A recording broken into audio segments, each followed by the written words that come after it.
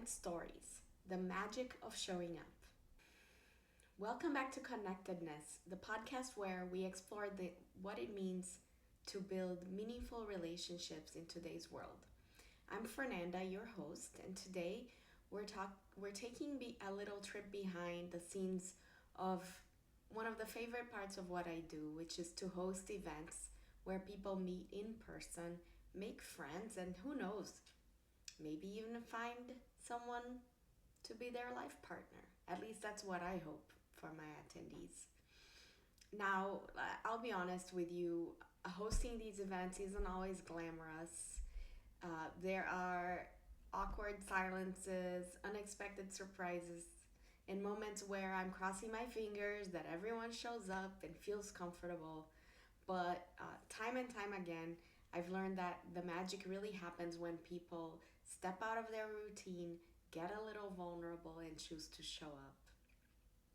In this episode, I'm gonna share some sweet moments, some awkward ones, and some lessons I've learned about the beauty of connection and showing up even when it feels uncomfortable.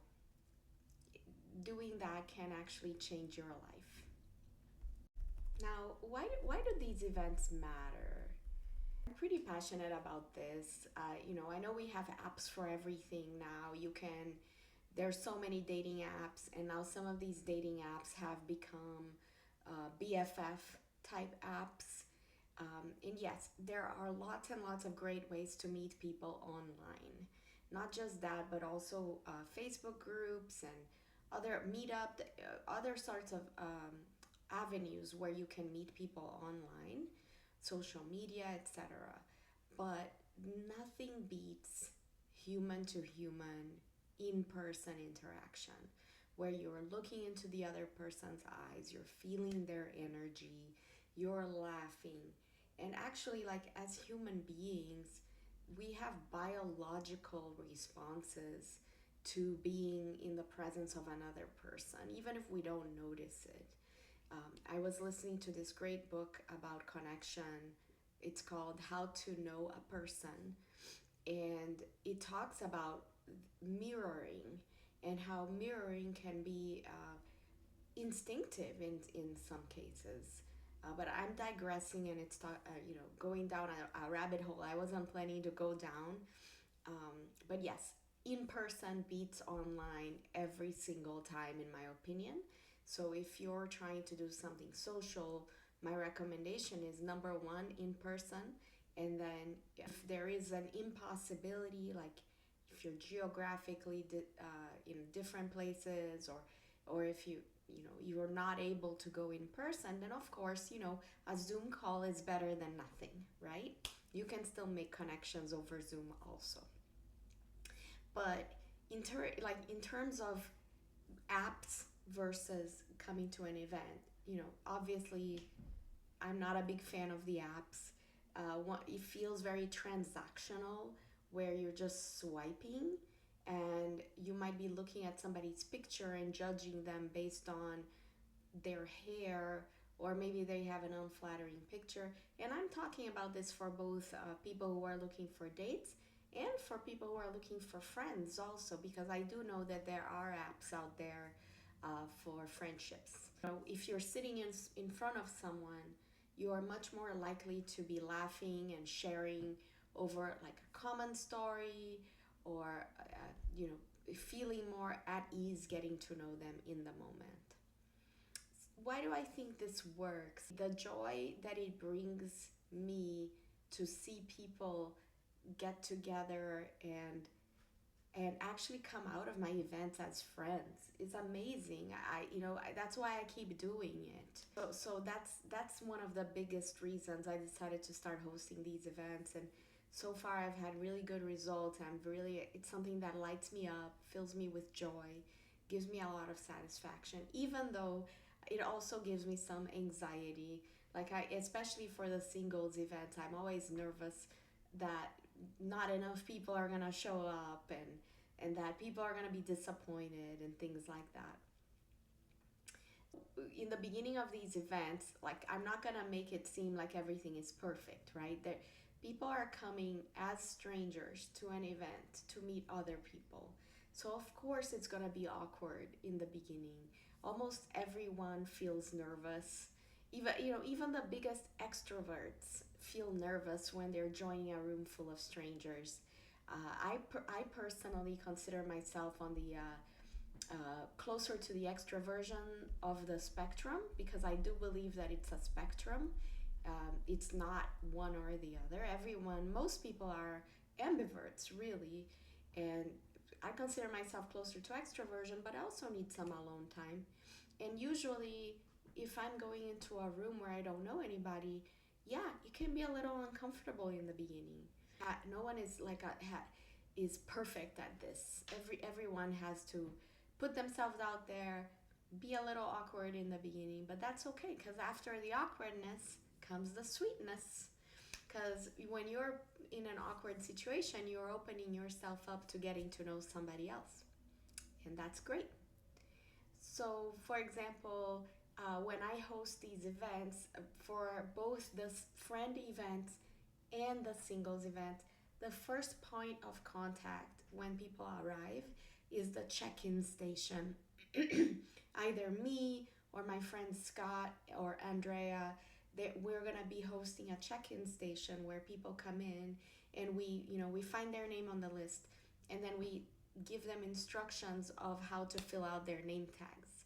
And there's been some really cool, fun experiences there, because I came up with the idea to have people put something fun on their name tags. Like the first time, I think I did um, your leprechaun name, where it was one of those charts that says, like, if your name starts with an F and if your birth month is July, here's your leprechaun name. It's funny, McSprinkles or something like that. So that was the first time I did that. But then after that, every event we come up with something different. And the funniest moment was a couple of friend events ago. I asked people to put their celebrity doppelgangers in on their name, and then their celebrity doppelganger. So like for me, for example, I put Fernanda, and then I put J-Lo at the bottom. Like, I know I don't look like J-Lo, okay? This is just meant to be funny. And this young man came over, and I was like, okay, put your name and your celebrity doppelganger. And he was like, well, I don't know what my celebrity doppelganger is.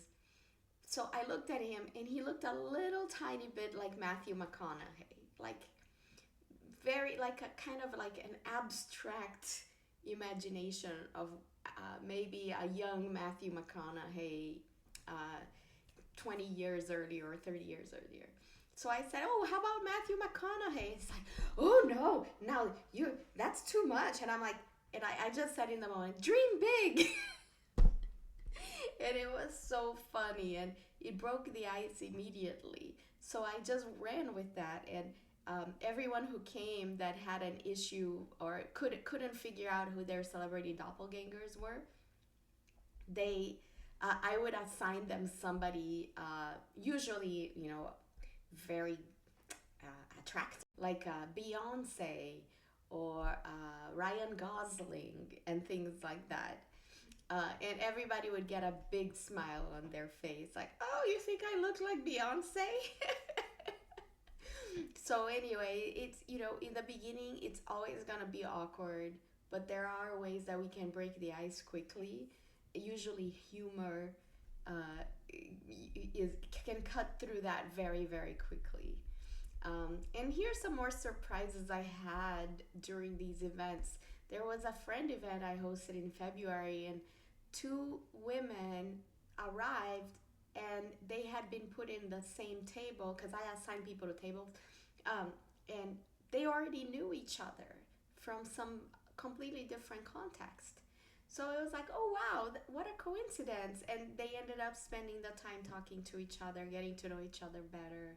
So that was kind of sweet. And then, excuse me, there was another event where the table that had people in their 20s for a friend event that I hosted in, I think it was also the February event. Anyway, the table of 20 somethings, they were having such a good time, and you could tell that table was a table that was successful in getting people to become friends and getting to know each other. They ended up bar hopping that night, and then I heard that they hung out at one of their apartments late into the night, and they were on a group chat, and then um, by the next week was the Super Bowl, or a couple of weeks later, one of them had a Super Bowl party, and everybody from that table came to the Super Bowl party. So honestly, when I heard about this, you should have seen the smile on my face. I was so happy. A few couple months later, I was at a street festival with my girlfriends, and I ran into three young women who had met at my event. And I was like, oh my gosh, they are hanging out, they're going to festivals together. And there was another time more recently, I think it was the event from June, when I was getting ready to set up for one of the friend events. And this one lady, she was at the bar, and she commented on my lipstick. She said, oh, your lipstick matches your shirt. I was like, oh, thank you. I'm getting ready to set up this event. So I went on my way, and she came over to where I was setting up, and she started asking me a bunch of questions. I told her about the event. She had never heard of Filled Cups, and she ended up deciding to join, and made good friends with one of the ladies at her table, even though I didn't get her information for the questionnaire that I do ahead of the event, but still, she ended up having a really good experience. And then a couple more stories about my singles event. This one's kind of cute. There was a singles event I hosted, and when I was cleaning up to go home, but there was always at these events, people kind of linger and hang out afterwards. So after the singles event, people were hanging out everywhere, and one of the young men who had participated, he came over really fast. He's like, Fernanda, can I have a sheet of your questions? Because I give them questions to answer during these events so that they can get to know each other better. And I was like, oh, okay. So I grabbed the sheet and gave it to him, and he just ran off. And I believe, based on where we were, that he was running off to go talk to a girl that he maybe had met, or maybe it was a girl from the event. I'm not sure. And then at another singles event, I find it really hard to predict who's gonna actually connect with whom. So in the middle of the event, we have some folks get up and do something called human bingo. And we do that so that everyone can interact with everybody else in the room. And by the end of the human bingo activity, everyone's kind of standing wherever, whoever they're talking to. So we encourage them to sit back at the table that's closest to them in proximity. And we do that because theoretically, whoever they're talking to at the end of human bingo is probably somebody that maybe they either are attracted to, or maybe they have good chemistry with, or at the very least, they're feeling comfortable talking to, like on friendly terms. And it's really surprising who ends up talking to whom after human bingo. It's almost like a social experiment. And even though I do a compatibility questionnaire to help people sit in groups where they might have better compatibility, there's no way for me to predict who will be attracted to whom, or who will have chemistry with whom. So that's kind of a fun surprise. It's always like, okay, let's see what happens after human bingo in these events. You can't predict how these things are gonna turn out, but when people are showing up, and so I feel like the magic is in the showing up itself. The fact that people are there, just the fact that people decide to sign up to come to one of these events, whether it's a friend event or a singles event, to me it shows a pretty good act of courage on their part. They're opening themselves up, they're putting themselves out there, they're deciding that they want to create new relationships in their lives. To me, I admire this so much, and I'm so proud of everyone who participates at these events. There was a young lady who came to my event, and she said she was so nervous because she thought, oh, I'm so bad at small talk, or I don't have social skills. But she ended up connecting deeply with the people at her table. And in the end, she had good friends that she made at the event. So actually, she was a one time customer. She only had to come once. And you know what? That's okay. I'm okay having one time customers because it means my events are successful. I do provide questions to the people who show up, so to kind of help them open up and be more vulnerable, because vulnerability creates space for authenticity, and usually you can get to the core of a connection much faster if one or both of the people are vulnerable or open up. So, I have a lot. I've been collecting questions over this since I started Filled Cups. You should see my list, but I have a lot of great questions, but I just thought I would share a couple of them here. One of them, for example, from that I put on the friend event is, what are you most excited about this year? And then another one is, who is the biggest influence on you from when you were growing up? Those are just examples because I actually have a lot more questions that I include in both the singles event and the friend events. And I'm always collecting more questions and curating more questions for these events to see how people interact. In fact, at the last friend event, I realized that one of my icebreaker games that's called Dice Breakers. Uh, one or two of the questions in there were kind of lame, so I'm actually gonna replace the questions with better questions. Okay, so what have I learned so far as a host? Well, I've learned quite a few things, but I'm just putting here in a short list. Vulnerability shifts the energy in the room. The people who sign up to these events, they're open and they're ready to connect. And I'm so proud of them and grateful that they chose to come. And I also learned that looks and life circumstances often have nothing to do with whether people truly connect or not. I've seen people who became friends at my events that I would have never thought they would have become friends. And then a lot of times, people don't even need to do the games and the activities that I put on the table. It almost hurts my feelings, but no, I'm just happy that they're there making friends. They just roll with the conversations after they introduce themselves and they get to know each other. And most of the stuff on the table, depends on the table. Sometimes people don't touch the stuff, and sometimes people use every single piece of paper that's on the table. And then, of course, humor is a huge social connector. You don't have to be telling jokes, or you don't have to be doing improv, but having people do silly games that are a bit funny can help the conversation get comfortable pretty quickly. And why does showing up matter? Every time someone shows up, they're not just meeting other people, they're practicing courage, they're practicing openness, they're practicing putting themselves out there and connecting. So it's almost like a muscle that they're exercising. And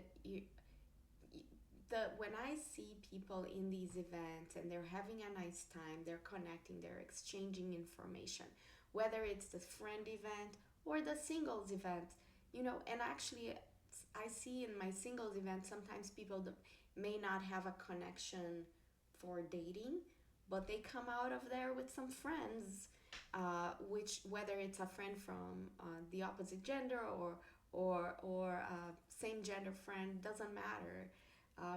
I actually consider it a win too. If somebody comes to my singles event, comes out with a friend, I'm like, oh, that's awesome.